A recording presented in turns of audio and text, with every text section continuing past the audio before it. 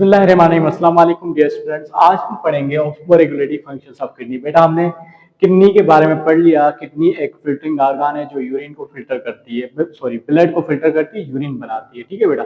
तो ऑस्मोरेगुलेटरी function of kidney पढ़ेंगे कि उसमें उसने ऑस्मोरेगुलेशन क्या करवाई। एक्सक्रीशन तो करवाई, उसका मकसद होता है एक्सक्रीशन करना, क्योंकि वेस्ट मटेरियल को बाहर निकालना एक्सक्रीशन कहते हैं।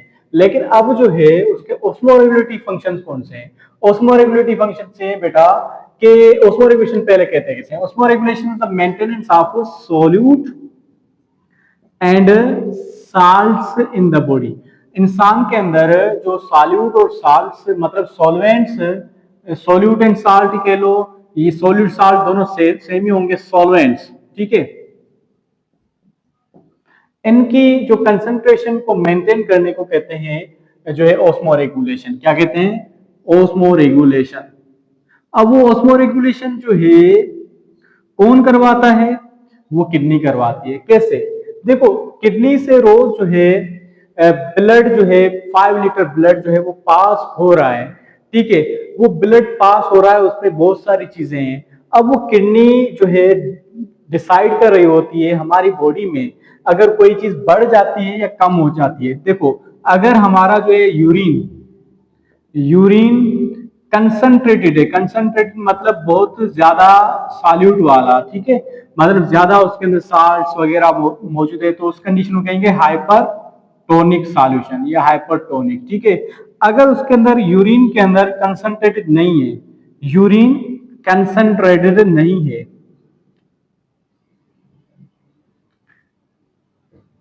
तो उसको कहेंगे हाइपोटोनिक सॉल्यूशन।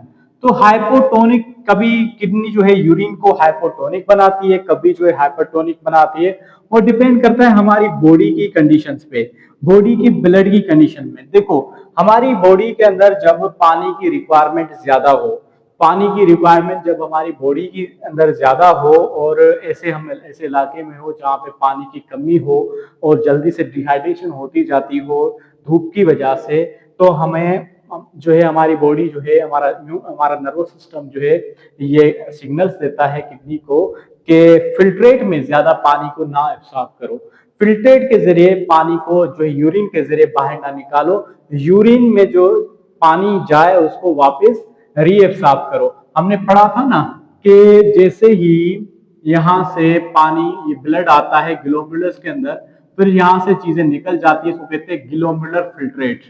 क्या कहते हैं? Glomerular filtrate. तो उस फिल्ट्रेट के अंदर सब चीजें होती हैं। अब यहाँ से सब चीजें, पानी वगैरह सब कुछ होगा।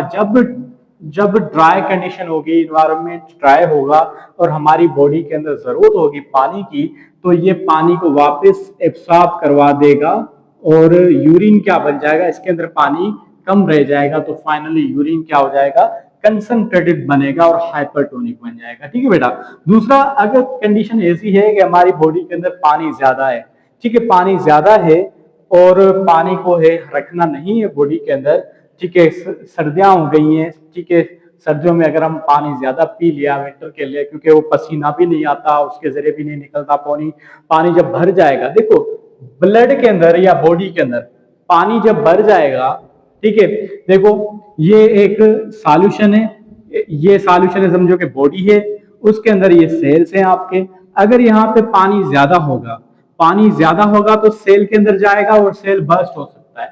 ठीक है, अगर यहाँ पे पानी कम होगा तो सेल से पानी निकलेगा तो सेल श्रिंक हो जाएगा, इसलिए उसको मेंटेन करना जरूरी है। तो सर्दियों के अंदर पानी ज्यादा हम पीते हैं या पानी अगर ज्यादा हो जाता है, मेटाबॉलिक वेस्ट से भी पानी, मेटाबॉलिक रिएक्शन से पानी निकलता है, तो उसको रिमूव करवाना होता है। तो रिमूव करवाने के लिए जो है हमारी जो किडनीज क्या करती हैं, नेफ्रॉन उसके क्या करते हैं, यूरिन को जो है लेस कंसंट्रेटेड की फॉर्म में जो है बाहर निकालते हैं, हाइपोटोनिक जो है यूरिन निकालते हैं, मतलब उसके अंदर ज्यादा पानी होता है, रीएब्सॉर्प्शन कम करवाते हैं, रीएब्सॉर्प्शन नहीं करवाते।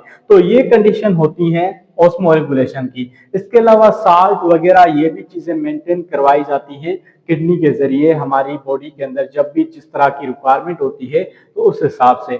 एक हार्मोन होता है जो कंट्रोल करता है, एडिशनल चीज बता रहा हूं, वो है एडीएच हार्मोन, जो जिसका फुल फॉर्म है एंटी डाययूरेटिक हार्मोन। ये जब रिलीज होता है, देखो ये पूरा ऐसे नहीं है कि कोई जादू नहीं है कि नर्वस सिस्टम या ब्रेन ने जो उसको भेजा जस्ट जस्ट जो है ये काम होना शुरू हो गया। उसने क्या किया, एंटी डायबिटिक हार्मोन को रिलीज करवाया। वो हार्मोन क्या हुआ बेटा, ये हार्मोन जाता है वहां पे एक्ट करता है और पानी को रीअब्सॉर्ब करवाता है कैपिलरीज के अंदर। जब रीअब्सॉर्ब नहीं करवाना होता है तो ये रिलीज होना बंद हो जाता है। इस तरह से सिंपल सी कहानी है और कोई इतना टेंशन की बात नहीं है। फर्स्ट ऑफ ऑल जब आप लिखेंगे osmoregulatory functions of kidney, तो फर्स्ट ऑफ ऑल आप लिखेंगे osmoregulation। What is osmoregulation? It is the maintenance of solute and solvent concentration up to the normal limit. It is done by kidney along with urea formation or urine formation। Urine formation के साथ साथ blood जो है kidney जो है maintain करती है पानी की और साल्ट्स की, आयंस की कंसंट्रेशन को भी, जहां जितनी जरूरत होती है उस हिसाब से जो है उसको फिल्टर आउट करती है। So this is all about the. फिर आप ये भी लिखेंगे जब यूरिन कंसंट्रेटेड निकलता है, जब पानी बॉडी के अंदर जो है जरूरत ज्यादा होती है, तो जब पानी की जरूरत नहीं होती बॉडी के अंदर जो यूरिन हाइपोटोनिक निकलता है। तो ये सारी चीजें जब ऐड करेंगे आप तो इंशाल्लाह आपकी मार्क्स अच्छे आएंगे। So this all about the osmoregulatory functions of kidney. अब बुक को भी देख लेते हैं, पढ़ लेते हैं कि बुक में क्या है इसके बारे में। बेटा osmoregulatory functions of kidney, the kidneys are osmoregulatory organs which regulate the concentration of water and salts in the blood। देखो ये रेगुलेटरी ऑर्गन्स होते हैं जो वाटर और साल्ट को मेंटेन करते हैं। If the blood is dilute, अगर ब्लड डाइल्यूट होता है तो कंटेन्स टू मच वाटर, पानी ज्यादा, less water is absorb from the renal tubules, तो लेस एब्सॉर्ब होता है, living more water to enter the urinary bladder, तो यूरिनरी ब्लैडर के ज्यादा जाता है। thus after drinking a lot large volume of dilute urine is produced and the human body gets rid of extra water। अगर extra water होता है तो इस तरह से निकल जाता है। If the blood is too concentrated, अगर ब्लड जो है कंसंट्रेटेड है, मोर वाटर एब्सॉर्ब फ्रॉम, जो है वापस ब्लड के जो है उसके अंदर एब्सॉर्ब किया जाता है।